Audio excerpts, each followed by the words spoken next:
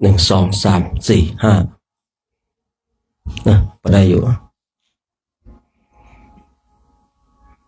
พุทโธ1พุทโธ2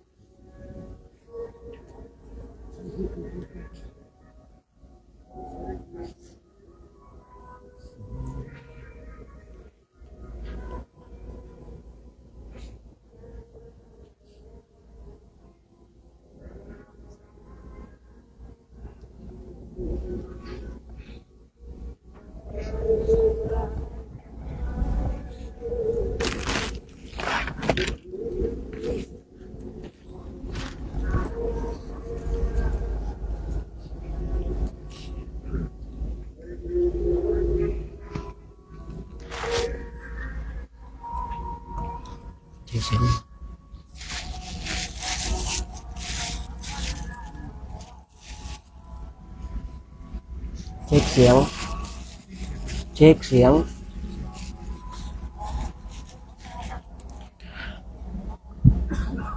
นมัสเตในช่วงพักเช้าของวันที่1 มีนาคมพุทธศักราช 2569นะเมื่อขึ้นเดือนมีนาแล้วก็นับถอยหลังแล้วนะนับถอยหลังหลังจากนี้ไปอีก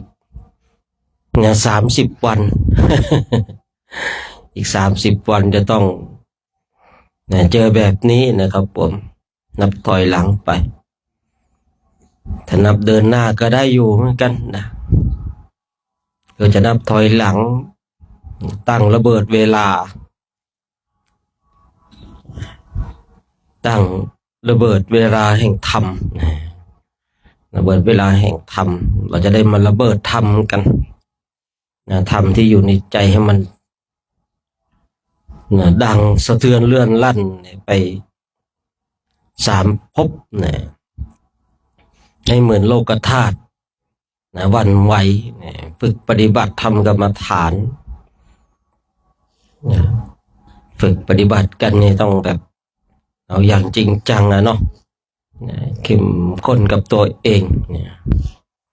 ทางโลกเขาก็มีความสุขแบบทางโลกนะดูแล้วก็เปิดทั้งคืนเลยเนาะเปิดทั้งคืนเลยเขามีความสุขแบบโลกนะเราก็มีความสุขแบบธรรมนะโลกและธรรมนะอาศัยอยู่ด้วยกันนะเกื้อกูลหนุนซึ่งกันและกันนะแต่เวลาที่จะลาจากโลกนี้บุคคลใดติดอยู่ในโลกต้องทุกข์ทรมานนะบุคคลใดติดอยู่ในธรรมบุคคลนั้นย่อมมีความสุขถึงแม้ว่าโลกและธรรมจะอยู่ด้วยกันแต่ว่านะเวลาที่มันจะส่งผลนะโลกนะบุคคลติดอยู่ในโลกเหมือนกับช้างติดลมช้างเนี่ยมีกำลังมากแต่ว่าเวลาที่มันติดลมมันก็เอาตัวไม่รอดเหมือนกันเหมือนกับคนที่ติดอยู่ในโลกนี้เนี่ยตอนอยู่บนโลกนี้ก็มีความเพลิดเพลินสนุกสนานกับสิ่งที่ตนเองคิดว่ามันดีมันถูกต้องมันใช่แล้วมันดีแล้วมันถูกต้องแล้วใช่แล้วแบบนี้แหละคือหนทางแห่งความสุขตอนที่เพลิดเพลินมันก็มีความสุขเนาะแต่เมื่อหมดเวลาเพลิดเพลินแล้วก็จะรู้ว่าสิ่งที่ตนเองคิดว่า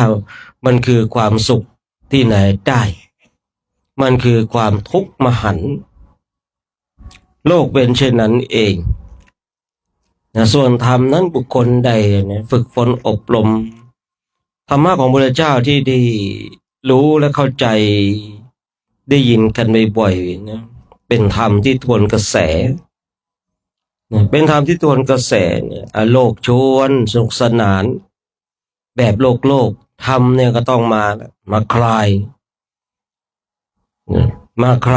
มาทวนเช่นรูปนี้เป็นของเรานะโลกเนี่ยนะพยายามให้คนติดอยู่ในรูปเนี่ยต้องปรุงแต่งต้องยึดติดในรูปนี้ว่าเป็นของเราอันนี้แหละโลกท่านทั้งหลายส่วนธรรมนั้นรูปนี้ไม่ใช่ของเราโอ้โหว่ารูปนี้ไม่ใช่ของเราปุ๊บเนี่ยมันเลยทำให้เรารู้สึกว่าไม่อยากจะคลายความยึดมั่นถือมั่นในรูปนี้อย่าว่าแต่บุคคลที่ไม่ได้ปฏิบัติธรรมเลยนะแม้แต่คนที่ปฏิบัติธรรมกรรมฐานเองก็ยากเหลือเกินที่จะคลายความยึดมั่นถือมั่นในรูปนี้ว่าเป็นของเราโลกเขาเลยสร้างสรรค์ปรุงแต่งให้ยึดให้ติดเหมือนกับช้างที่มีกำลังติดลมส่วนธรรมทำให้คนนั้นคลายในความยึดมั่นถือมั่นติดสิ่งใดให้คลายสิ่งนั้นถูกมัดด้วยสิ่งใดก็ต้องแก้ด้วยสิ่งนั้นยิ่งเราเนี่ยเดินมากันเนี่ยเห็นผู้คนทั้งหลายเขาก็มีความสุขในแบบฉบับของเขาแต่ความสุขในรูปแบบของเขานั้นเนี่ยมันอาจจะเป็นสุขในเบื้องต้นทุกข์ในบ้านปลายก็ได้แต่นักบวชเชื่อเราพูดแสวงหาโมกขธรรมเป็นพระยุคาวจรเจ้าในเบื้องต้นอาจจะทุกข์เนี่ยอย่างเราเนี่ยบางทีเราก็มานั่งพิจารณาทำไมเราต้องมาเดินแบบนี้ฝุ่นเกิดเยอะกับข้าวกับปลาบางทีก็โน่นนี่นั่น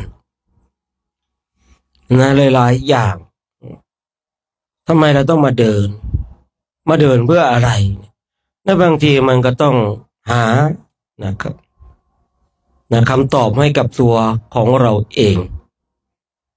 ทีนี้เมื่อเราได้คำตอบนั้นแหละคือแรงผลักดันอย่างบางทีเราเหนื่อยหิวกระหายมันอาจจะมีความคิดผุดมาเรามาเดินทำไมคำตอบที่เราได้มันจะเป็นคำตอบที่คือจะเป็นแรงผลักดันให้กับเราเช่นเดินมาสร้างบารมีเนี่ยเดินตามรอยพระพุทธเจ้าเนี่ยถ้าแบบเนี้ยถ้าคำตอบออกมาแบบเนี้ยมันจะเป็นแรงผลักดันให้กับตัวของเราเองแต่ว่าโอ้โหเราไม่น่าหลงมาเลยไม่น่าพลาดเลยไม่น่าถูกเพื่อนพุทธปรมจันทร์หลอกมาเลยนะไม่น่าเลยถ้าเรามีความคิดอย่างนี้ปุ๊บแรงผลักดันไม่มีนะแต่มันจะเป็นตัวตัดรอนกำลังใครก็ตามบุคคลใดก็ตามถ้ามีความคิดลักษณะเช่นนี้เนี่ยเดินไปมันก็ท้อไปเดินไปมันก็ถอยไปเดินไปเกือบเมื่อไรเนาะว่ามันจะหมดเวลาสักทีเนี่ย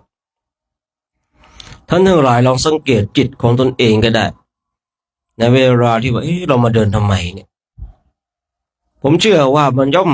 เกิดความคิดเช่นนี้เนี่ยแต่ถ้าว่าใครเดินแล้วไม่มีความคิดเช่นนี้ถือว่าระบบจิตระบบจิตนี่ถ้าผมเองว่ายังไม่ถูกโมหะ อันนี้โมหะรุนแรงเลยนะคือถ้าคนเราเนี่ยมาเดินหรือว่าทำสิ่งหนึ่งสิ่งใดเนี่ยแล้วมันมีความคิดว่าเราทำทำไมเรามาเดินทำไมเนี่ยปัญญานะท่านทั้งหลายปัญญามันเกิดนะมันผุดขึ้นมามันเกิดขึ้นมาแต่ว่าไม่เคยมีความคิดเช่นนี้เลยนะบุคคลเหล่านี้นะโมหะมันจะถูกโมหะก็ครอบงำมันก็จะเพลินแบบโมหะเพลิดเพลินอยู่ในโลกบางทีเพลินอยู่ในธรรมนี่ก็อีกอย่างหนึ่งเพลินอยู่ในโลกนี่ก็อีกอย่างหนึ่งแต่ถ้าเรามีความคิดเรา เรามาเดินทำไมเนี่ย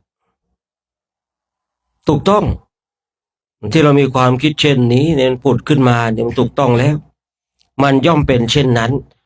เมื่อเราทำสิ่งหนึ่งสิ่งใด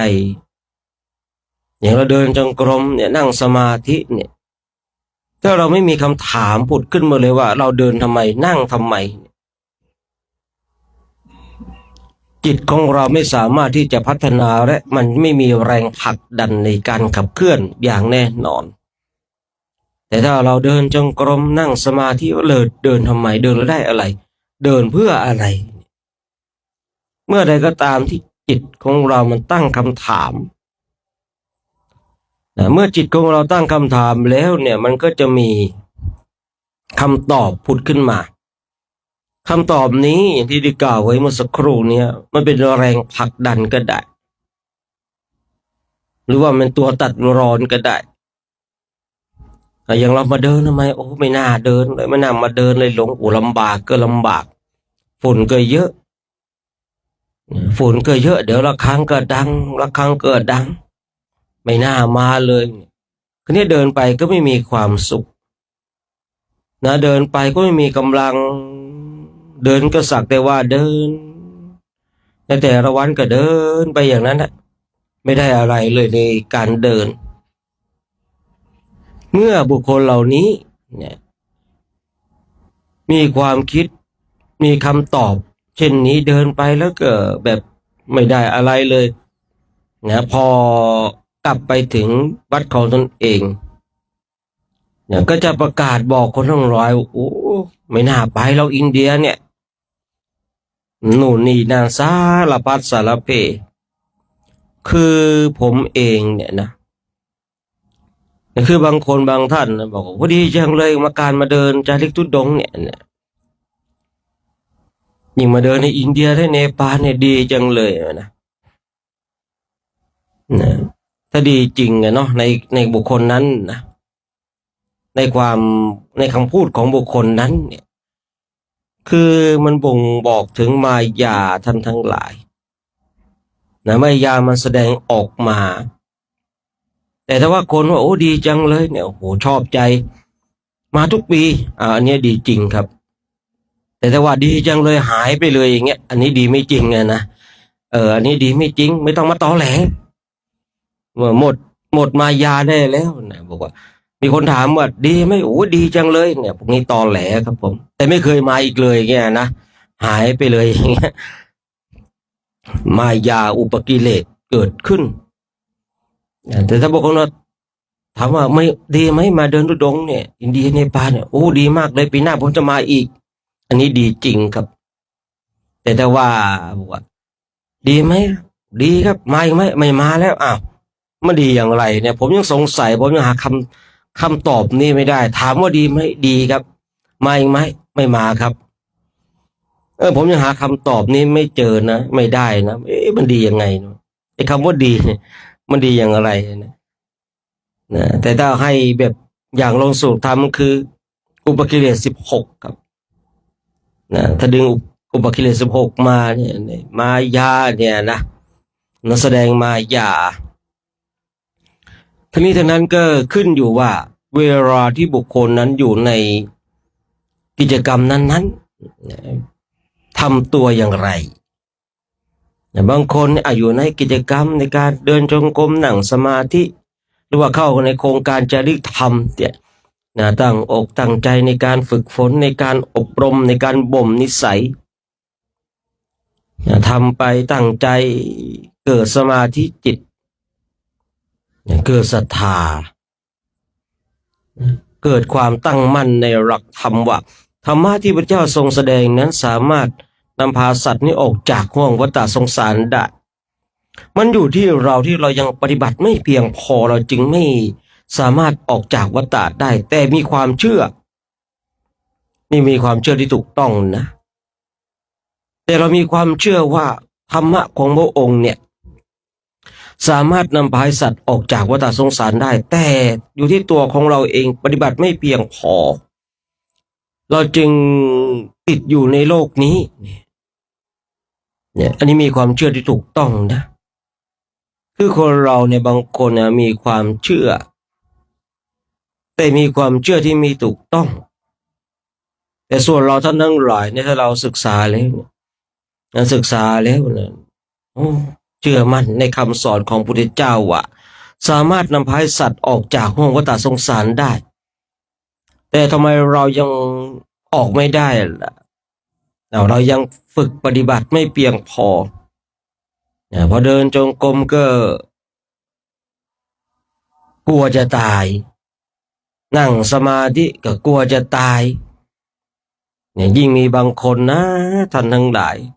ถ้าเขาคุยเรื่องนี้เป็นจริงจังเนี่ยโอ้น่ากลัวมากนะแม่เดินจงกรมนานนั่งสมาธินานกลัวจะบรรลุเนี่ยนะถ้าก็คุยเรื่องนี้จริงจังแล้วน่ากลัวมากแต่ถ้าคุยแบบเชิงเล่นกันหยอกล้อกันก็ได้อยู่แต่ว่ามันจะมีกรรมวิบากมาตัดรอนอย่างแน่นอนเพราะว่าผมเองเข้าใจในสิ่งที่ว่าคือคือเราเนี่ยพูดเล่นน่ะชื่อเชิงที่เล่นที่จริงแต่บางทีคนฟังบางคนเนี่ยเขาไม่ได้เชิงเล่น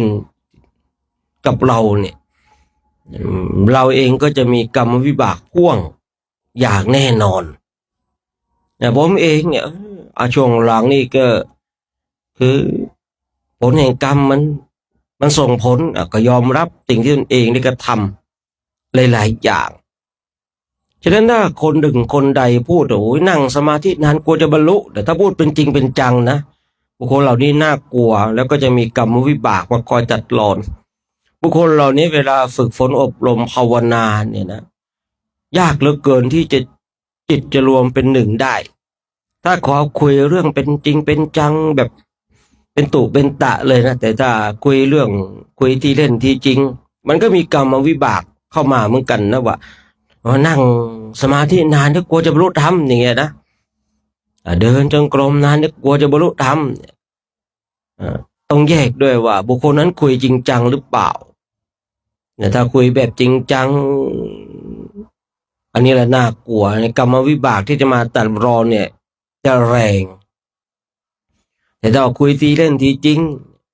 กรรมวิบากก็มีครับแต่ว่ามันก็จะเบาน้อยลงไป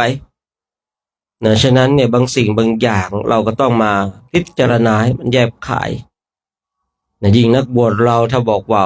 เราเป็นเรื่องจริงจังนะว่าเดินจงกรมกลัวจะบรรลุธรรมเนี่ยนั่งสมาธิกลัวจะบรรลุธรรมเนี่ยนะถ้าออกจากปากของนักบวชถ้าเอาแบบเป็นเรื่องจริงจังนะโอ้น่ากลัวมากเลยคือเราออกบวชกันเนี่ยถ้าคนบอกว่าเดินจงกรมนั่งสมาธิแล้วกลัวจะบรรลุธรรมแสดงว่าบุคคลนี้ออกบวชมาเพื่อแสวงหาลาภสักการะชื่อเสียงยศถาบรรดาศักดิ์เพราะเจตนาเนี่ยพระพุทธเจ้าอุบัติขึ้นแต่ละพระองค์เพื่ออะไรเพื่อคนหรือสัตว์ที่ออกจากห้วงวัฏสงสารแต่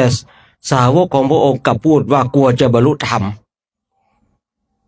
อันนี้ถ้าคุยเป็นจริงเป็นจังนะต้องวงเล็บนะเพราะว่าบางทีถ้าคุยที่เล่นที่จริงมันก็มีกันอยู่ใช่หรือเปล่าแต่ถ้าคุยกันแบบจริงจังเลยอย่างเนี้ยคุยกันแบบจริงจังเลยอย่างเนี้ยนั่นแสดงว่าการบวชของเราเนี่ยบวชเพื่ออะไรเพื่อลาภสักการะชื่อเสียงยศถาบรรดาศักดิ์ทั้งหลายเพราะว่าอะไรเพราะว่าพระพุทธเจ้าอุบัติขึ้นแต่ละพระองค์เนี่ยเพื่ออะไรเพื่อคนลื้อทั้งคนทั้งลื้อเลยนะคนลื้อสัตว์ที่ออกจากห้วงวัฏสงสารวัฏนี้หาเบื้องต้นไม่ได้หาที่สุดไม่ได้นะโอ้โหไม่รู้ว่าจุดกำเนิดอยู่ตรงไหนมันหาไม่เจอนะไม่รู้ว่าเราเนี่ยมันเป็นยังไงจุดเริ่มต้นเนาะในที่สุดเองก็ยังไม่รู้ว่ามันจะไกลขนาดไหนเบื้องต้นจุดเริ่มต้นอยู่ตรงไหนก็ไม่รู้หาไม่เจอและที่สุดเนี่ยก็ยังไม่รู้ว่ามันไกลขนาดไหนพระพุทธเจ้าก็เลยองค์ทรงตรัสเอาไว้เลยนะว่าวัฏฏะของสัตว์นี้เนี่ยหาเบื้องต้นไม่เจอหาเบื้องปลายไม่พบนะ ในเบื้องต้นก็หาไม่เจอเดี๋ยวเบื้องปลายก็หาไม่พบเนี่ยไม่รู้ว่าจุดเริ่มต้นของตัวของเราเองนะมันเริ่มตรงจุดไหนเนี่ยมันก็เลยมีข้อขัดแย้งกันที่บอกว่ามนุษย์ของเราเนี่ยถ้าเราศึกษาอ่านมาก็ว่า จุดกำเนิดของมนุษย์เราเนี่ยมาจากพรหมนะแล้วพรหมมาจากไหนพรหมก็มาจากมนุษย์แล้วมนุษย์มาจากไหนมาจากพรหมแล้วจุดเริ่มต้นมันอยู่ตรงไหนแน่เนี่ยใครสร้างมาหรือตามประวัติตามตำราบางศาสนาเนี่ยเขาก็ว่ากันไป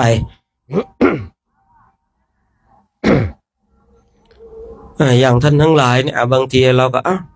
จุดเริ่มต้นของเราในชาติแรกของชีวิตของเราเนี่ยอยู่ตรงไหนหาไม่พบนะคนไม่เจอเลยเนาะในรู้ว่าเวียนว่ายตายเกิดอยู่ในวัฏสงสารนี้มามากน้อยขนาดไหนแต่ถ้าเราไปค้นหาในสิ่งที่ไม่ควรค้นหามันก็เสียเวลาเปล่านะคือบางคนบางท่านเนี่ยจะค้นหาแต่ค้นหาในสิ่งที่ไม่ควรค้นหานี่เขาเรียกว่าเสียเวลาเปล่าแต่ถ้าเราค้นหาสิ่งที่ควรค้นหานี่ได้ประโยชน์ได้สาระจากการค้นหานั้นเช่นถ้าเราเนี่ยสงสัยว่าเราจุดเริ่มต้นของเราเนี่ยอยู่ตรงไหนเราก็ค้นหาไปค้นหาไปบางทีก็เสียเวลาเปล่าเพราะอะไรเพราะว่าหาไม่เจอนะ ฉะนั้นเราทำปัจจุบันนี้ให้ดีที่สุดเมื่อเราทำปัจจุบันให้ดีที่สุดแล้วสิ่งทั้งหลายมันก็จะปรากฏขึ้นการภาคเพียรภาวนาฝึกฝนอบรมบ่มนิสัยของเราก็ทำกันไปทำให้พบให้เจอในซึ่งคุณงามความดีในใจของเราเจอความดีของบุคคลอื่นนั่นคือความดีของบุคคลอื่นเราจะต้องฝึกฝนอบรมให้เจอด้วยตัวของเราเองเจอความดีด้วยตัวของเราเจอศีลเจอสมาธิเจอปัญญาด้วยตัวของเราเจอธรรมะของพระพุทธเจ้าด้วยตัวของเราเองตอนนี้เราเนี่ยบางทีก็ถามว่าเจอธรรมะของพระพุทธเจ้าไหมก็ยังไม่เจอเนาะแต่เราก็ยังอยู่ในขอบเขตแห่งการศึกษาเพื่อที่จะไปให้ถึงธรรมะที่พระพุทธเจ้าทรงตรัสไว้เราเพียงแต่ได้ยินได้เห็นกันมีโอกาสก็ภาคเพียรภาวนาฝึกฝนอบรมบ่มนิสัยกันให้เต็มที่ภาคเพียรภาวนากันไปมีโอกาสแล้วเนี่ยยิ่งเรามีโอกาสได้มาจาริกธุดงค์ในประเทศอินเดียแล้วเนี่ยมันเป็นโอกาสโชคดีนาทีทองของเราท่านทั้งหลายกันอย่างที่จะได้มาฝึกฝนมาอบรมกันอย่าให้สิ่งทั้งหลายมาเป็นอุปสรรคในการบำเพ็ญเพียรของเราเมื่อเราทำดีในวันนี้สิ่งดีทั้งหลายมันก็ซึ้งตรึงใจอยู่ในใจของเราพอเรากลับไปที่วัดของเราเราก็จะได้ประสบการณ์ที่ดีและนำสิ่งดีๆทั้งหลายไปบอกกับคณะสัตยาติโยมไปบอกโยมอุปถากอุปถัมภ์แต่ถ้าว่าเราเนี่ยได้ประสบการณ์ที่ไม่ดีเราก็จะนำสิ่งที่ไม่ดีไปบอกญาติโยมว่าโยมผู้อุปถากอุปถัมภ์เรามันขึ้นอยู่กับตัวของเราขึ้นอยู่กับการปฏิบัติของเราธรรมะของพระเจ้าเนี่ยมันดีสุดยอดอยู่แล้วขึ้นอยู่กับตัวของเราเองว่าเราจะไปถึงธรรมะของพระเจ้าอย่างแท้จริงหรือเปล่าเนาะเอาละเช้านี้ก็คงจะได้เวลาเนาะในการทำวัดสวดมนต์ จะมาสวดมนต์กันว่าไงกลุ่มหนึ่งครบนะไม่มีใครขาดใครหายไม่มีใครลาเจ็บลาตายไม่มีใครลาป่วย นะไม่มีใครขี้แตกเมื่อวานเห็นเข้าห้องน้ำกันบ่อยเหลือเกินเนาะท่านทั้งหลายนะอันนี้ผมไม่ได้คือท่านทั้งหลายอาหารอินเดียเนี่ยนะก่อนที่จะทำวัดนี้นิดนึงคือถ้าเรารู้ว่าธาตุของเราเบาท่านทั้งหลายอย่าไปแตะนะครับผมอย่าไปแตะแต่ว่าธาตุหนักอันนี้มนเลยครับไม่แต่น้ำดื่มในบ่อโยกเนี่ยแตะไม่ได้นะคนปกติเช่นผมเนี่ยดื่มไม่ได้แต่ถ้าคนผิดปกติเช่นหลายๆรูปอาจจะดื่มได้นะแต่คนปกติอย่างผมเนี่ยดื่มไม่ได้นะเนี่ยผมปกติแต่ถ้าคนผิดปกติดื่มได้นะครับคนอินเดียเองเขาก็บางทีเขาก็รู้นะฉะนั้นก็อาหารอินเดียนะครับบางอย่างนะบางอย่างนี่ถ้าเราธาตุเบานี่อย่าไปแตะนะครับผมอย่าไปเห็นแก่กินนะมันกินที่ปากนะลำบากที่ตูดนี่มันเดี๋ยวก็เข้าอย่างเงี้ยนะเดินไปก็ขมิบตูดอยู่นั่นแหละนะกลัวจะไหลตดก็ไม่กล้าตดยังไงนะกลัวมันมาทั้งพี่ทั้งน้องเนี่ยนะเดินไปเนี่ยแม่ขมิบตูดอยู่นั่นนะกลัวมันจะไหลนะยังไงก็ฝากไว้นะเรื่องของอาหารอินเดียเนี่ยไม่ใช่ว่าเราใช้ได้ทุกอย่างนะครับบางอย่างเราก็ฉันไม่ได้นะครับแต่ต้องยกเว้นว่าถ้าบุคคลนั้นเนี่ยคือปกติเป็นบุคคลผู้ปกติเนี่ยฉันได้บางอย่างแต่ถ้าบุคคลที่มีความสามารถเหนือมนุษย์เนี่ยก็อันนี้ก็ฉันได้ดื่มได้นะครับผมก็พิจารณาโดยแยบขายถ้าเราฉันไปแล้วเนี่ยออกตูดเนี่ยแสดงว่าปฏิสังขารโยของเราเนี่ยมันยังไม่ชัดเจนนะยังไม่ชัดเจนไม่พิจารณาโดยแยบขายนะฉันอาหารบิณฑบาตเนี่ยนะกลุ่ม2ครบเนาะกลุ่ม3กลุ่ม4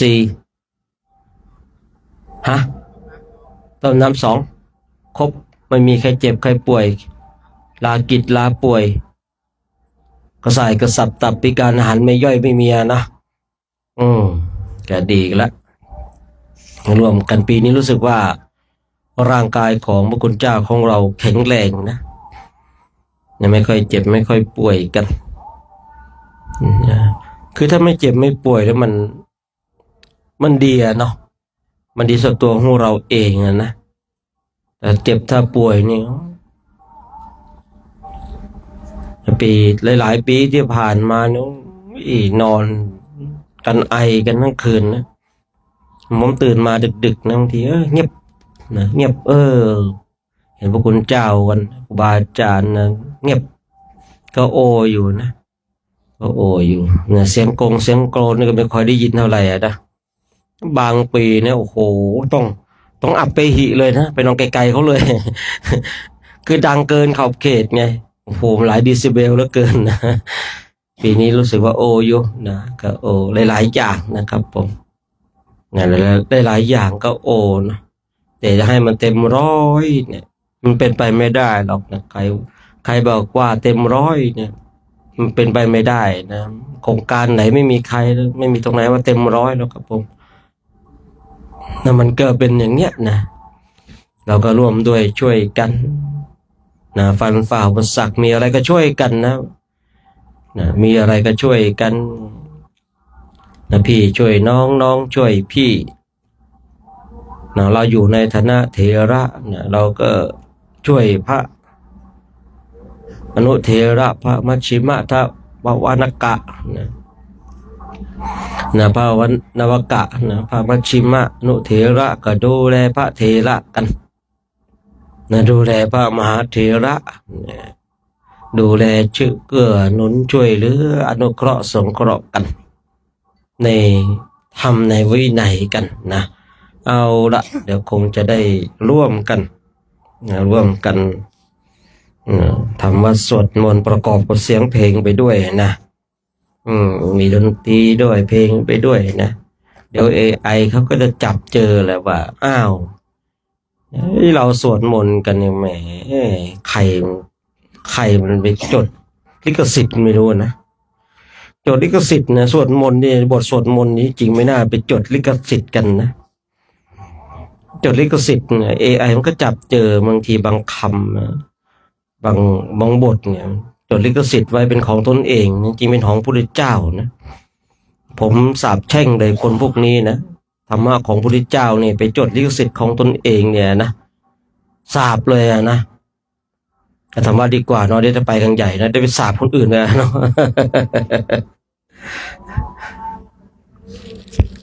นี่ใครวะนี่เล่นเลย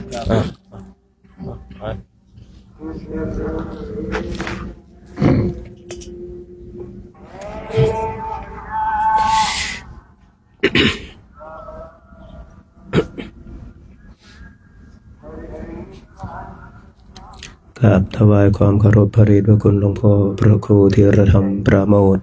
พระอาจารย์โชคชัยประภัสโรก็ขอโอกาสคณะสงฆ์เป็นต้นเสียงในการทำวัดสวดมนต์ยามเช้าพร้อมกันแล้วกราบกราบ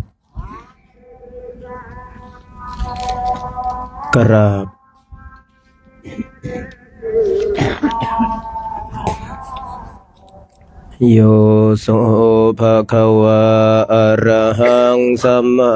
สัมพุทโธสวากขาโตเยนะภะคะวะตาธัมโมสุปฏิปันโนยัสสะภะคะวะโตสาวกสังโฆธัมมังยังภะคะวันตังสัทธัมมังสัสสังฆังอิเมหิสการเรหิยะทาระหังอาโรปิเตหิอภิปูชยามะสาธุโนพันเตภะคะวะสุจิระปรินิพุตโตปิปัจฉิมาชนะตานุกัมปมานัสสะอิเมสการเรทุขตาปันนาการภูเตปฏิคันหาตุอัมหากังทิครตังหิตายะสุขายะอะระหังสัมมาสัมพุทโธภะคะวาพุทธังภะคะวันตังอภิวาเทมิครับสวากขาโตภะคะวะตาธัมโมธัมมังนัมมัสสามิครับสุปฏิปันโนภะคะวะโตสาวกสังโฆสังฆังนะมามิครับอันธรรมยังพุทธัสสะภะคะวะโตอุปภาคณมการังกโรมัสเสนะโมตัสสะภะคะวะโตอะระหะโตสัมมาสัมพุทธัสสะนะโมตัสสะภะคะวะโตอะระหะโตสัมมาสัมพุทธัสสะนะโมตัสสะภะคะวะโตอะระหะโตสัมมาสัมพุทธัสสะอันธรรมยังพุทธาภิทุติงกโรมัสเสโยโสตถาคโตอะระหังสัมมาสัมพุทโธวิชชาจรณะสัมปันโนสุขโตโลกวิทูอนุตตรปุริสธรรมสารทิสัทธาเทวมนุสสานังพุทโธภคะวาโยอิมังโลกังสะเทวกังสัมมะระกังสัพพะมะกัง สัสสะมณพราหมณิงปัจฉังสันเทวมนุษย์สังสยังอภิญญาสัจฉิกาตวะปะเวเทสิโยธรรมังเทเสสิอาทิกัลยานังมัจเจกัลยานังปริโยสานกัลยานังสัทธังสัพพยัญชนะเกวะละปริปุณังปริสุทธังพระมจริยังปกาเสสิตามหังภะคะวันตังอภิปูชยามิตามหังภะคะวันตังศิรสานะมามิกราบหันธรรมยังธรรมาภิทุติงกโรมาเสโยโสสวากขาโตภะคะวะตาธัมโมสันทิฏฐิโกอากาลิโกเอหิปัสสิโกโอปานายิโกปัจจตังเวทิตาภววินโยหิตามหังธัมมังอภิปูชยามิตามหังธัมมังศิรสานะมามิกราบหันธรรมยังสังฆาภิทุติงกโรมาเสโยโสสุปฏิปันโนภะคะวะโตสาวกสังโฆหัวชุปฏิปันโนภะคะวะโตสาวกสังโฆยายาปฏิปันโนภะคะวะโตสาวกสังโฆสามีจิปฏิปันโนภะคะวะโตสาวกสังโฆยะทิทังจัตตาริปุริสยุคานิอัตถปุริสปุคลาเอสะภะคะวะโตสาวกสังโฆอาหุนายโยปาหุนายโยทักขินายโยอัญชลียกรณิโยอนุตตรังปุญญาเขตังโลกัสสะตามหังสังฆังอภิปูชยามิตามหังสังฆังศิรสานะมามิกราบ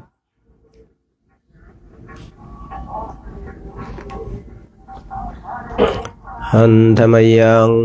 รัตนัตยปนามะคาทายโยเจวะสังเวคปริกิตนาปะทัญจาพนามาเสพุทโธสุสุโธกรุณามหันนโวโยจันตสุทาภรยานะโลจโนโลกัสสะปะปุปะกิเลสขาตะโกวันธามิพุทธังอะหัมมาทะเรณตังธัมโมปะเทียโปวิยตาสัสสะทุโนโยมะคะปะกามตะเพทะพินนโกโลกุตโรโยจตถาทะเทียปโนวันธามิธัมมังอะหัมมาทะเรณตังสังโฆสุเขตาพยติเขตาสัญญิโตโยทิฏฐสันโตสุขตานุโพธโกโลลาปะหิโนอริโยสุเมธโสวันธามิสังฆังอะหัมมาทะเรณตังอิเจวะเมกันตปิปุชนะยกัง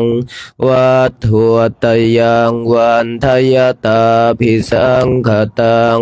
ปุญญังมยายังมะมะสะภุปัทถวามโหนตุเวตัสสัมปภาวะสิทธิยา อิทะตถาคโตโลเกอุปันโนอะระหังสัมมาสัมพุทโธธัมโมจันเทสิโตนิยานิโกอุปสมิโกปรินิพพานิโกสัมโพธคามิสุขตาปเวทิโตมายันตังธัมมังสุนตวาเอวังชานามาชาติปิทุกขาชราปิทุกขามรณะปิทุกขังโสกปริเทวทุกขโทมันสุปายาสาปิทุกขาอาปิเยหิสัมปโยโคทุโคปิเยหิวิปโยโคทุโคยามปิชังนาลปฏิตัมปิทุกขังสังคิเต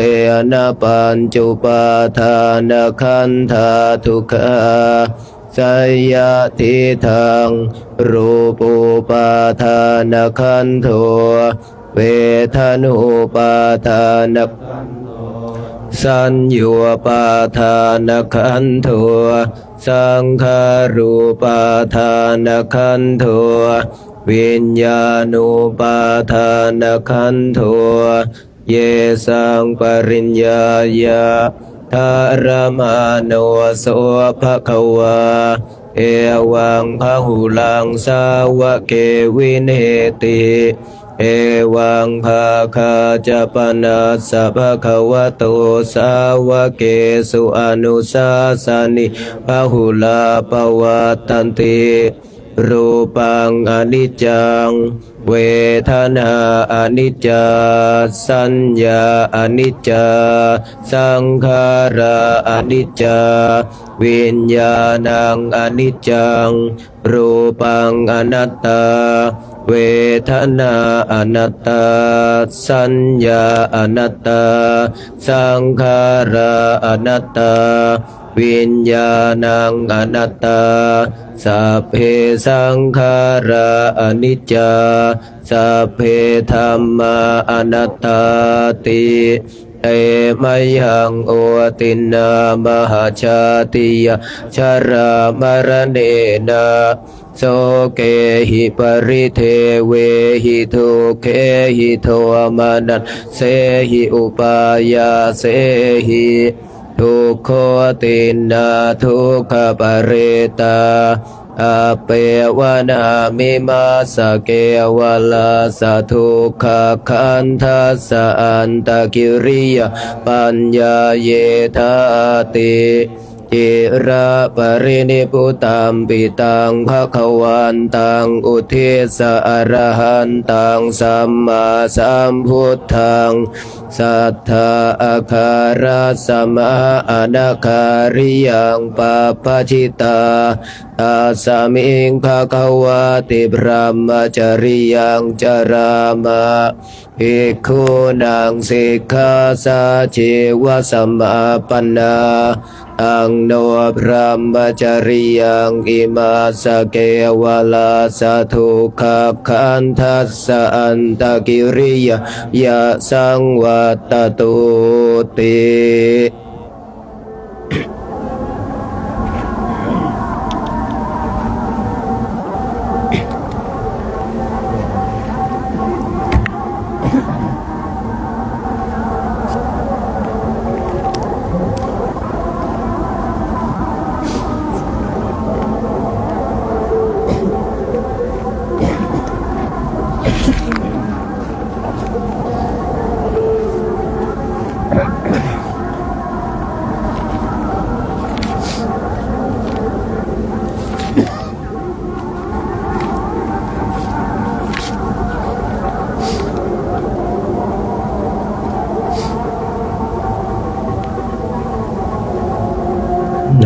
51 52 53นะโมตัสสะภะคะวะโตอะระหะโตสัมมาสัมพุทธัสสะนะโม ตัสสะภะคะวะโตอะระหะโตสัมมาสัมพุทธัสสะนะโมตัสสะภะคะวะโตอะระหะโตสัมมาสัมพุทธัสสะพุทธังเชียวิตังยาวานิพพานังสรณังคัจฉามิธัมมังเชียวิตังยาวานิพพานังสรณังคัจฉามิสังฆังเชียวิตังยาวานิพพานังสรณังคัจฉามิทุติยามปิพุทธังเชียวิตังยาวานิพพานังสรณังคัจฉามิทุติยามปิธัมมังเชียวิตังยาวานิพพานังสรณังคัจฉามิทุติยามปิสังฆังเชียวิตังยาวานิพพานังสรณังคัจฉามิตติยามปิธัมมังเชียวิตังยาวานิพพานังสรณังคัจฉามิตติยามปิ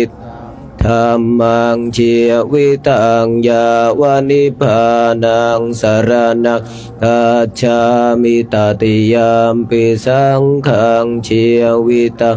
ยาวานิพพานังสรณังคัจฉามิโยจักขุมาโมหะมาลาปะกะโทสามังวะพุทโธสุขันโตวิมุตโตมาราสัมปัสสะวินิโมจยันโตปะเปสิเขมังชนะตังวินัยยังพุทธังวรันตังศิรสานัมมิโลกาสนาทันจะวินาญากันจะตันเตชะสาเตชะยะเสทิโหตุสัพพันตรายาจะวินาสเมนตุธรรมโมทัจโชโยวิยตาสัสสะทุทาเสสิโลกาสวิพิมัคขังนิยานิโกธรรมธาราสัทธาริยสัตตวะโหสันติกรุสุจินโนธรรมังวรันตังศิรสะนามามิปะทาลังอุปสันตถาหังตันเตชะสะเตชะยะสิทธิโหตุสัพพันตรายาจาวินาสเมนตุสัทธรรมเสนาสุขันตานุโคโยโลกาสัมปัปปุปะกิเลสเชตาสันโตสยังสันตินิโยชะกวนจะสวากขันตธรรมังวิธิตังกโรนติสังขังวรันตังศิรสานามามิพุทธานุพุทธังสมาเสียละทิทิงตันเตชะสะเตชะยะสิติโหตุสัพพันตรายาจะวินาสเมนตุสัมพุทเทอัตถเวียสันจันทวาทัสสันจะสหัสสะเกปัญจสัตตสหัสสานินามามิสิรสะอะหังเตสังธรรมันจะสังขันจะอันทะเรนะนามามิหังนามการนุภาเวนะหันตวาสัพเพอุปัฏฐเวอเนกอันตรายาปิวินาสันตุอาเสสัตวสัมพุทเทปัญจปัญญาสันจะจตุวิยสติสหัสสะเกทัสสะสัตตสหัสสานินามามิสิรสะอะหังเตสังธรรมันจะสังขันจะอาทะเรนะนามามิหังนามการานุภา เวนะหันตวาสัพเพอุปะเวอเนกาอันตรายาปิวินาสันตุอาเสสัตวสัมภูเทนะวัตรสันเตอัตถจัตตเลียสัสหัสสเกวิยสติสันตสหัสสานินามามิสิรสะหังเตสังธรรมันจะสังขันจะอัทเรนะนามามิหังนามการนุภาเวนะหันตวาสัพเพอุปัฏฐวิอเนกาอันตรายาปิวินาสันตุอาเสสัตโตนะโมอะระหะโตสัมมาสัมพุทธัสสะมะเหสินะโมอุตตมะธัมมัสสะสวากขาตาเสวะเตนิธานะโมมหาสังฆาสะปิวิสุทธัสสิลทิติโนนะโมโอมาตยาราทัสสะรัตนาตยาสัสสะทุกนะโมโอมะกาติตาสันตาสวะทุตยาสัพพินะโมการะปะภาเวนะวิคัจฉันตุอุปัฏฐวานะโมการะนุภาเวนะสุวัตถิโหตุสัพพะทานะโมการะสันเตเชนะวิธิมหิโหมิเตชวาพหูเทวามนุสัจจมังคลานิอาจินตยุอากังขมานาโสธานาพรัวหิมังคลมุตตัมอเสวนาจัมภาลานังปันทิตานันจะเสวนาปัวชาจะปัวชนิยานังเอตามังคลปฏิรัวปเทสวาโสจะปัวเพจะกตาปุญญาตาอัตตสัมมาปณิทิจะเอตามังคลมุตตมังภาหุสัจจันจะสิปัญจะวินโยจะสุสิกิตุสุภาสิตาจะยาวาจาเอตามังคลมุตตมังมาตาปิตุอุปัฏฐานังปุตตธาราสสังฆังอนาคุลาจะกัมมันตาเอตัมมังคลมุตตมังทานันจะธรรมจริยจะยาตกานันจะสังฆังวะอนาวาจานิกัมมานิตัมมังคลมุตตมังอารติวิรติปาปามาจปานาจะสัญญาอาปมาโทจะธรรมเมสุเอตัมมังคลัมตมังคารวจะนิวาตัวจะสันตัวเทียจะกตัญยุตากาเลนะธรรมะสวนังเอตัมมังคลมุตตมังคันติจะสวะจะสันตสมนานันจะทัสสนังกาเลนะธรรมะสกาจาเอตัมมังคลมุตตมังขันติจะสวาวาจาสัตตาสมันนันจะทัสสนังกาเลนะธรรมะสกัจจเอตัมมังคลมุตตมังตะโอจะพระมจริยันจะอริยสัจจานัทธัสสนนิพพานัสสัจฉิกิริยาจะเอตัมมังคลมุตตมพุทธัสสะโลกธรรมเมหิจิตตังยัสสนกัมปติอโศกังวิราชเขมังเอตัมมังคลมุตตมังเอตาทิสานิกาตวะนาสาภาธรรมปราชิตสัพพะทโสทิงคัจฉันติตันเต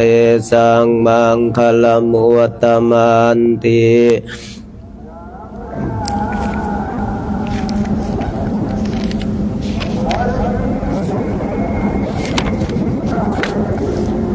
หน้า98ครับ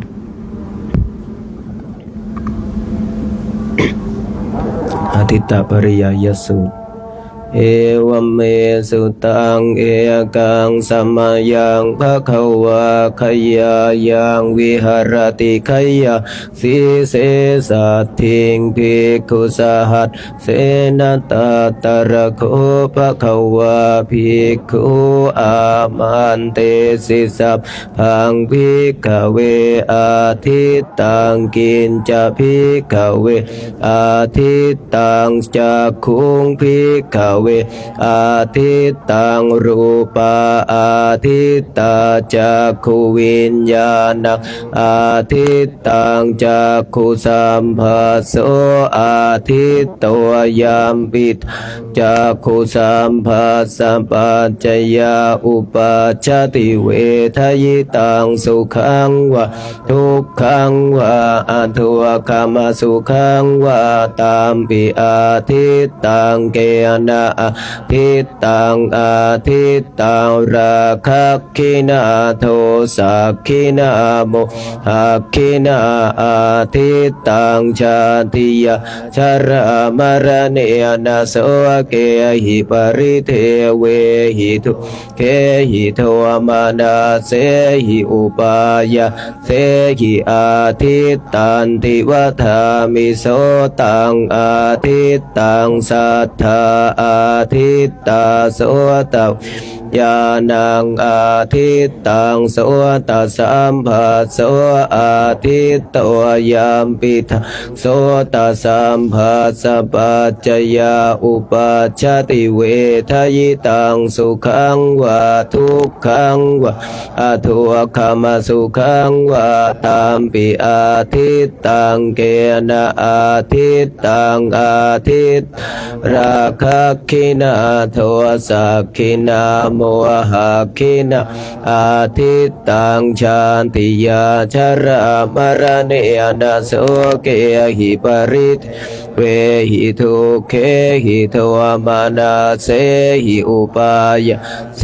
หิอาทิตตันติวัฏามิคานังอาทิตตังขันธาอาทิตตาคานวิญญาณังอาทิตตังคานสัมภัสโสอาทิตยามปิทังคานสัมภัสสัมปัจจยอุปัชชติเวทยิตังสุขังวะทุกขังวะอทุกขมสุขังวะตามปิอาทิตตังเกนะอาทิตตังอาทิตตังราคะคินาโทสักขินาโมหักขินาอาทิตตังชาติชรามรณะนาโสเกหิปริเทเวหิทุเคหิทุมานาเสหิอุปายาเส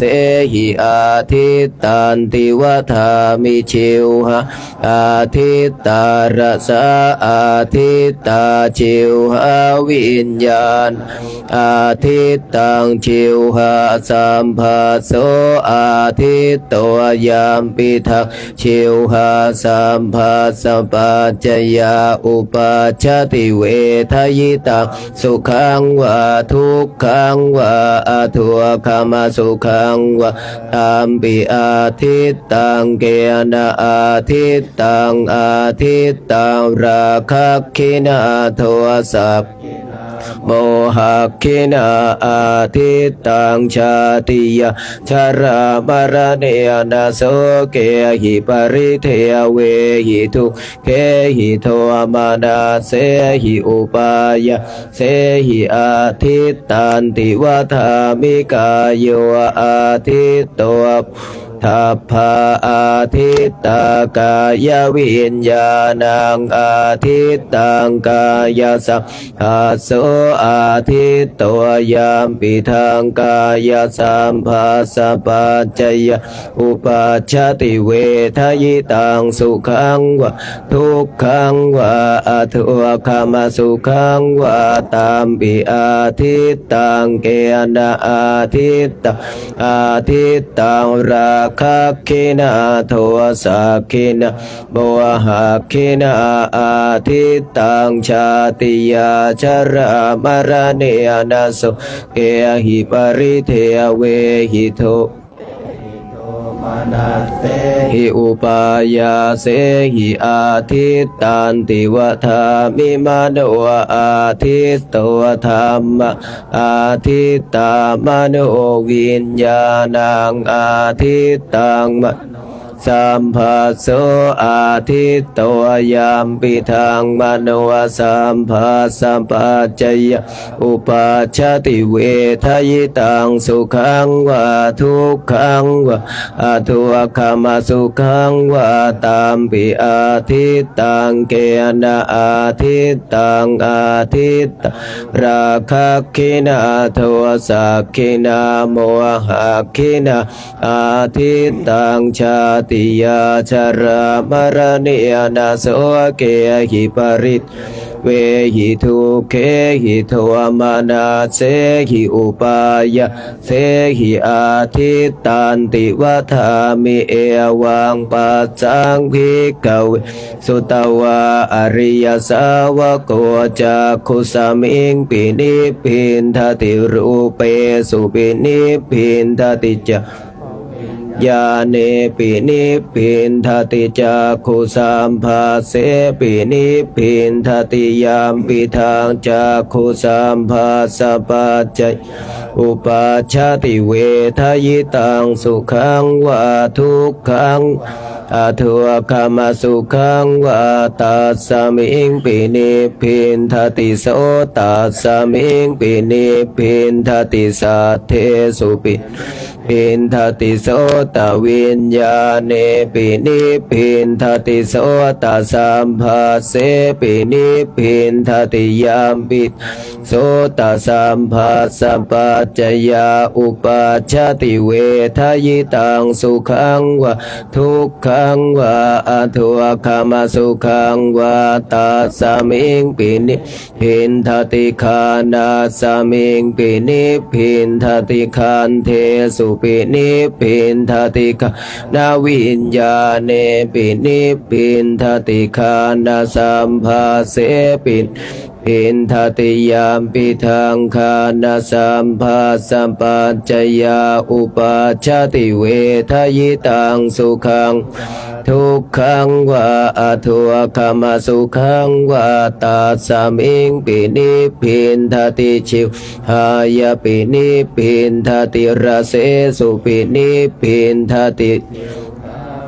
ญาเนปินิพินทติชิวหาสัมภัสเสปินิพินทติยามปิทังชิวหาสัมภัสสะปัจจยอุปัชชติเวทยิตังสุขังวะทุกขังวะอทุกขมสุขังวะตัสสมิงปินิพินทติกายัสสมิงปิน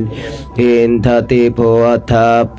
สุปินิพินทติกายวิญญาเนปินิพินทติกายสัมภัสเสปินิพินทติยามปิกายสัมภัสสะปัจจยาอุปัชชติเวทยิตังสุขังวะทุกขังวะอทุกขมสุขังวะตัสสมิงปินิพินทติมะ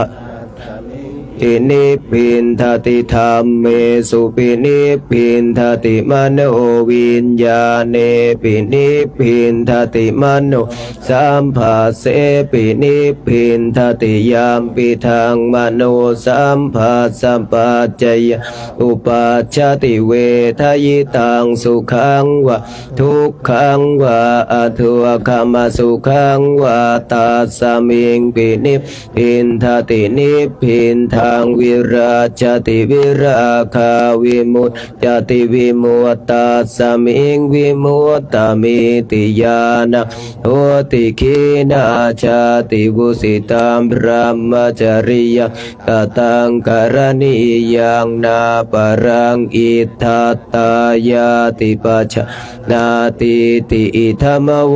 จะภะคะวะอัตตมนาเตภิกขุภะคะวะโตภะ สิตาอภินันทุงอิมาสมิงจะปนวายากรณาสมิงพันยมานิตัสสะภิกขุสหัสสัสสะอนุปาทายาอาสเว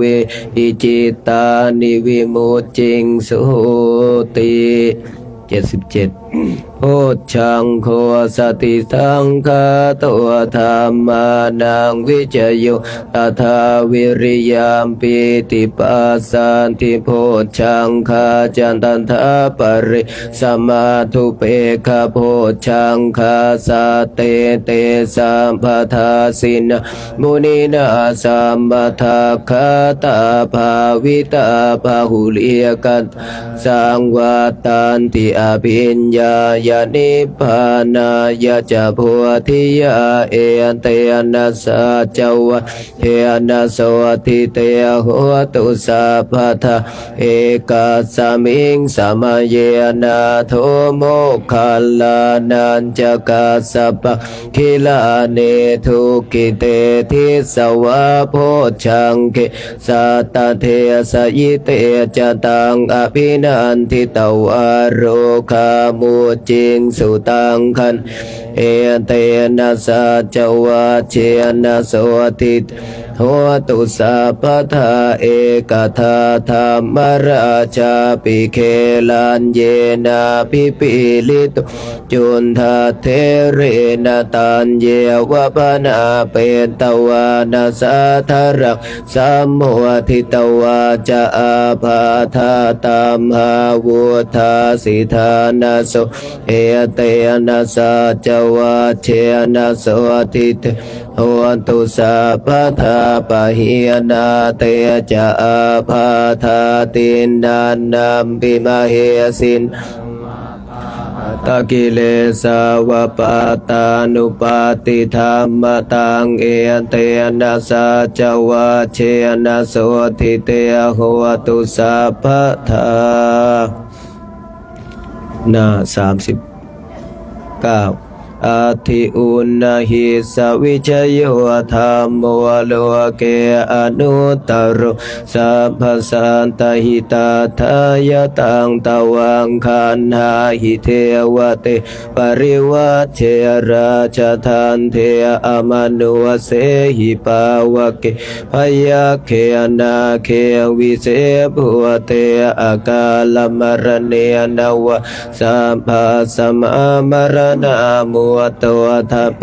ตวะกาลมาริตังตาเสวะอนุภาเวนังโหตุเทวสุขีสัทธาสุทัสสีลังสมาทายธรรม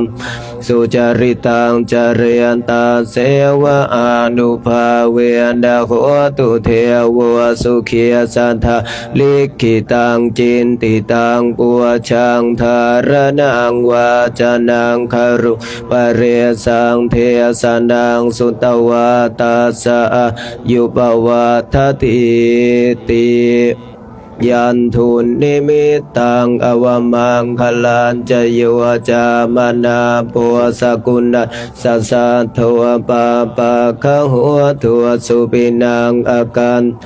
พุทธานุภาเวนะวินาสเมนตุยันทุนนิมิตตาอวมังคลันจโยจามนาปัวสกุณัสสะสัทโทปาปะคะหัวทัวสุปินังอาการตะธรรมานุภาเวนะวินาสเมนตุยันทุนนิมิตตาอวมังคลันจโยจามนาปัวสกุณัสสะสันตุปาปะคะหัวทัวสุปินังอาการตังสังขานุภาเวนะวินาสเมนตุเอวเมสุตังเอกังสมัยยังภควะสาวัตถิยังวิหรติเชตวันเนอนาถปินทิกาสอารามิตาตระโคภควะภิกขุอามันเตสิภิ ภิกขวติปทานเตติเตภิกขุปะคะวะโตปัจจโสสุภควาเอตทะโวจะ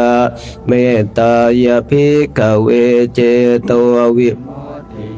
อาเสวิตายาภาวิตายาภาหุลิกันตายายานิกันตายาทุกตายาอนุติตายาปริจิตายาสุสมาราธายาเอกันทัสสานิสังสปาติกังคากตเมเอกาทัสสะสุขังสุปฏิสุขปฏิภุชาตินาปาปะกังสุปินังปัสสติมนุสสานังปิโยโหติอมนุสสานังปิโยโหติเทวตารักกันตินาสอาทิวาวิสังวาสัทธังวากรรมติตุวตังจิตตังสมาธิยติโนวิปัสสิทติอสัมมุลโมกาลังกโนติโมทะเลกาปฏิวิสันโตภัมมโลกุปโกโหติเมตายภิกขเวเจโตวิมุตติยาอาเส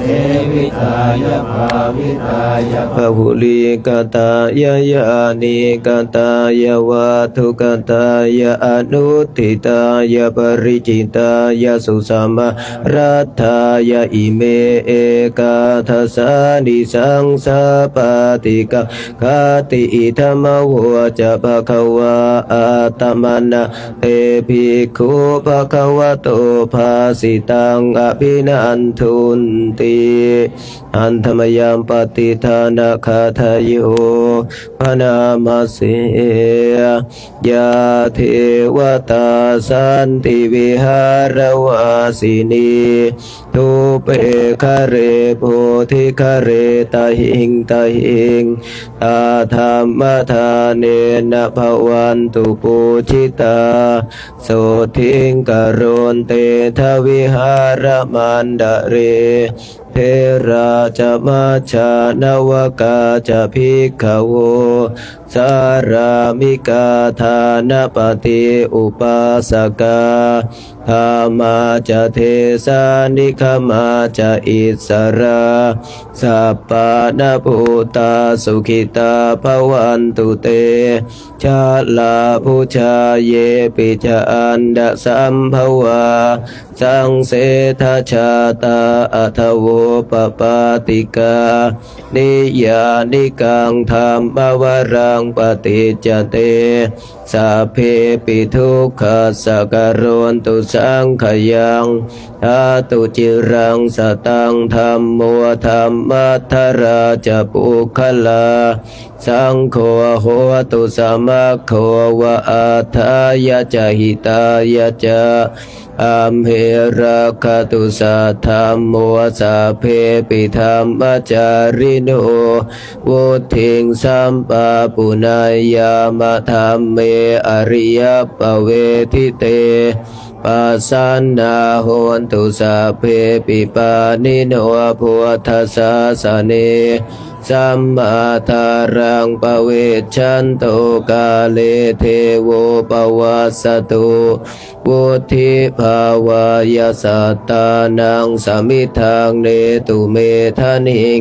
มาตาปิตาจะอัตตระชังนิจจังรักขันติปุตตะกังเอวังธรรมเมนะราชานุปัจจังรักขันตุสัพพทาต่อไปกล่าวคำอาราธนาพระกรรมฐานหน้า97มนต์พิธีหนังสือวัดดอยเทพนิมิตรหน้า97พุทธาราธนานังธัมมาราธนานังสังฆาราธนานังอัปปมาโนพุทโธอัปปมาโนธัมโมอัปปมาโนสังโฆนะโมพุทธายะนะโมธัมมายะนะโมสังฆายะพุทโธเมนะโธธัมโมเมนะโธสังโฆเมนะโธป พุทธบูชาธัมมบูชาสังฆบูชานิพพานปัจจโยโหตุ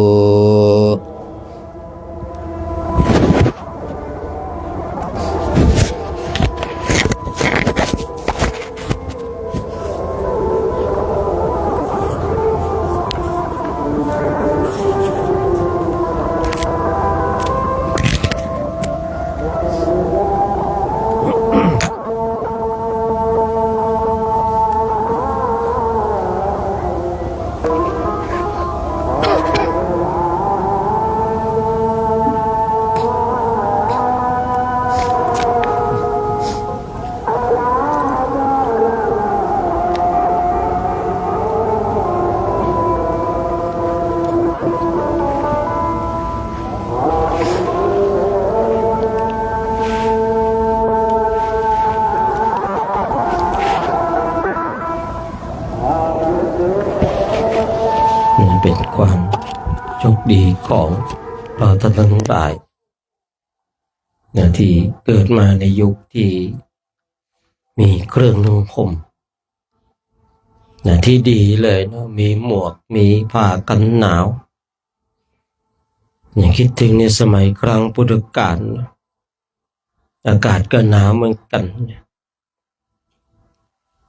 มีเพียงแต่จีวรและผ้าสังฆาติที่พระพุทธเจ้าทรงอนุญาตให้เป็นเครื่องประทังความหนาว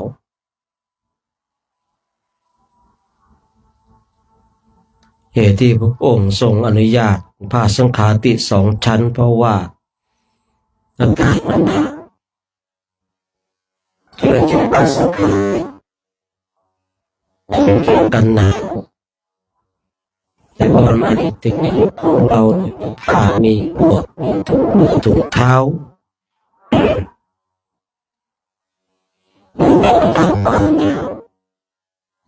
เป็นผ้าที่ประณีตป้องกันความหนาวได้ดีก็เป็นความโชคดีที่เราจะได้นั่งบำเพ็ญเพียรภาวนากันได้อย่างเต็มที่นั่งบำเพ็ญเพียรภาวนาก็มีสติมีสัมปชัญญะเป็นสิ่งที่สำคัญมากเลยนะสติและสัมปชัญญะเนี่ยขาดสติก็ฟุ้งซ่านขาดสติขาดสัมปชัญญะก็หลับไหลขาดสติเมื่อไรก็ถูกอกุศลจิตเข้ามาเบียดเบียนขาดสติสัมปชัญญะเมื่อไรเราก็ถูกทั้งกุศลและอกุศลฉุดไปกระชากไป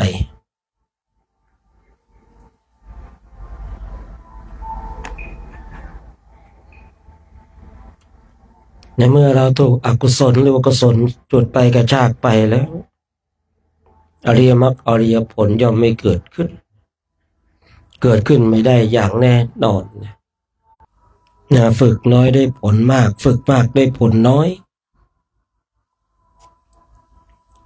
คือบางคนฝึกฝนอบรมแบบไม่ได้มากมายไม่ได้เข้มงวดอะไรแต่ได้ผลมากเข้าใจในสภาวะธรรมสภาวะจิตสภาวะธรรมสภาวะจิตเกิดขึ้นเข้าใจไม่ติดไม่หลงไหลในสภาวะนั้นๆในส่วนบางคนเนี่ยฝึกมากแต่ได้ผลน้อยไม่ฝึกมากแต่ได้ผลน้อยมากเลยยังขาดสติขาดสัมปชัญญะนั่งสมาธิเป็นจุดตรงไหนว่านั่งเฉพาะกายเดินเฉพาะกายจิตไปเดินไม่ได้นั่งด้วย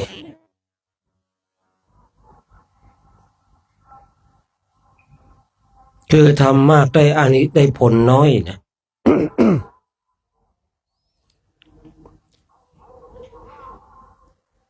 คือเมื่อทำมากแล้วได้ผลน้อยเนี่ยมันก็ห่างไกลอริยมรรคอริยผล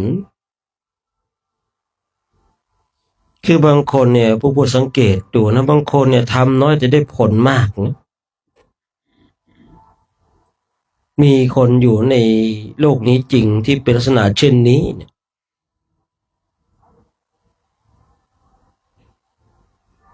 แต่บางคนเนี่ยทำมากแต่ได้ผลน้อยเดินจงกรมทั้งวันอย่างเงี้ยนั่งสมาธิทั้งคืนเนี่ยแต่สภาวะธรรมสภาวะจิตไม่ราบรื่นเลยบางทีเดินทั้งวันเนี่ยเดินด้วยโมหะเดินด้วยความหลงนั่งสมาธิได้ทั้งวันนั่งได้เพราะความหลงนั่งด้วยเพราะโมหะ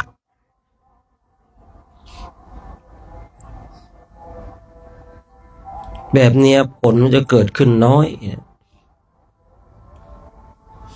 นั่งจริงเดินจริงแต่ผลเกิดขึ้นน้อยคือผู้ที่ฝึกจิตเนี่ยผมมีความเชื่อมั่นเลยว่าผู้ที่ฝึกฝนอบรมย่อมรู้ว่าจิตของตนเองเนี่ยถูกพัฒนาถูกซักฟอกเนี่ยมากน้อยขนาดไหนไม่ใช่ฐานะที่จะเป็นไปได้ว่าบุคคลที่ฝึกจิตแล้วไม่รู้ว่าจิตของตนเองถูกซักฟอกขนาดไหน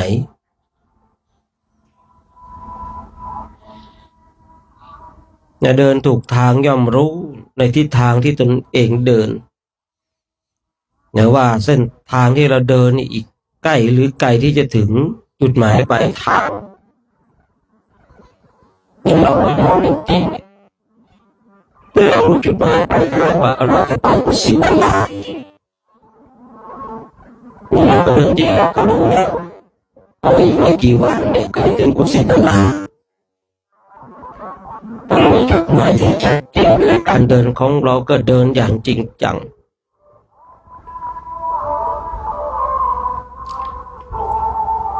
แต่ถ้าคนไม่ได้มาเดินกับเราเขาไม่รู้หรอกว่า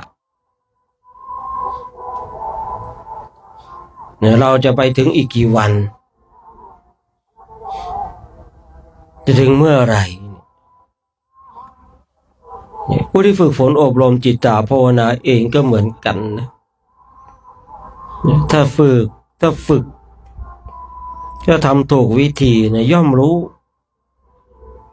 และชัดเจนด้วยตัวของเราเองแต่ถ้าทำถูกวิธีปฏิบัติตามสมควรแก่จิตของตนเองเนี่ยย่อมชัดเจนนะคือบางคนเนี่ยทำมากเนี่ยผลน้อยเหลือเกินเนี่ยโดยส่วนมากคนเหล่านี้จะถูกโมหะเขาครอบงำคนที่ถูกโมหะเขานั่งเขาครอบงำมันนั่งได้ทั้งคืนนะท่านทั้งหลายแต่ไม่มีปัญญาเมื่อไม่มีปัญญาแล้วจะเอาปัญญาที่ไหนไปจัดการกับกิเลสนั่งทั้งคืนเนี่ยมันไม่ใช่ว่าทำลายกิเลสได้นะแต่มันเป็นเหตุให้ทำลายกิเลสให้นั่งทั้งคืนเนี่ยมันสามารถสงบระงับกิเลสได้เท่านั้นเองแต่การนั่งมาเป็นเพียรภาวนาหรือว่าการเดินของเราเนี่ยเพื่ออะไรเพื่อออกจากกองทุกข์นั่งแล้วยังทุกข์อยู่เนี่ยเดินแล้วยังทุกข์อยู่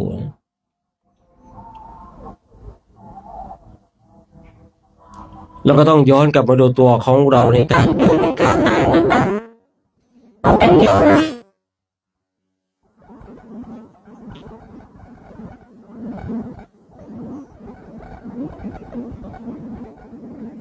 ในการสักครู่เนี่ยมันควรจะนั่งในตัวคืนเนี่ยแต่บางอย่างไม่ก่อน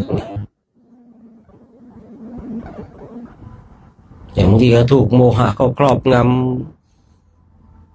จนดวงปัญญาไม่สว่างไสวและบางคนเนี่ยทำไม่มาก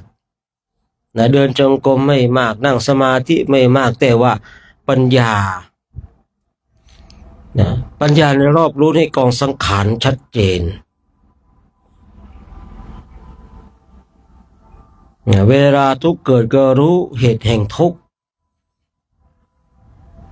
หาทางดับทุกข์เอาคนมีปัญญาเนี่ยรอบรู้ในกองสังขารของตนเองรอบรู้เนี่ย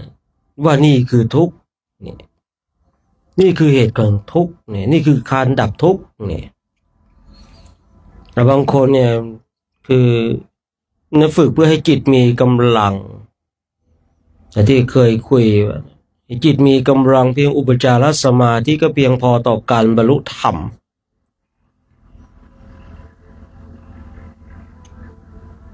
บางคนบางท่านอาจจะเคยอ่านเจอในตำราว่าคณิกะสมาธิก็บรรลุธรรมได้ในตำราเขาเขียนไว้แบบนั้นนะ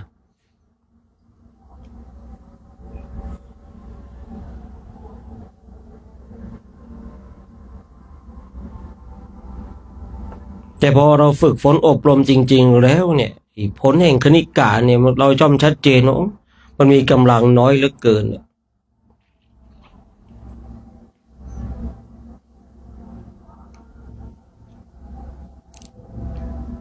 ในครั้นี้เราฝึกฝนอบรมบ่มนิสัยของเราเนี่ยอย่างที่ได้กล่าวไว้ว่าเรามันจะชัดเจนรู้ด้วยตัวของเราเองว่าไอการฝึกของเราเนี่ยไอฝึกเราเองเรารู้ในฝึกสังขารเราเรียกว่าจริงๆเนี่ยการว่าคนธรรมะได้พูดธรรมะได้นั่งสมาธิเวลาเดินก็มาไม่ใช่เพื่อการันตีอย่างแท้จริงแต่เครื่องการันตีอย่างแท้จริงคือทำลายกิเลสทั้งหลาย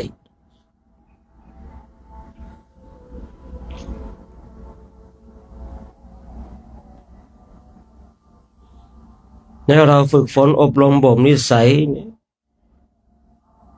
ยฝึกฝนอบรมเพื่ออะไรเพื่อทำลายกิเลสทั้งหลายที่มันนอนเนื่องจิตตสันดานของเรา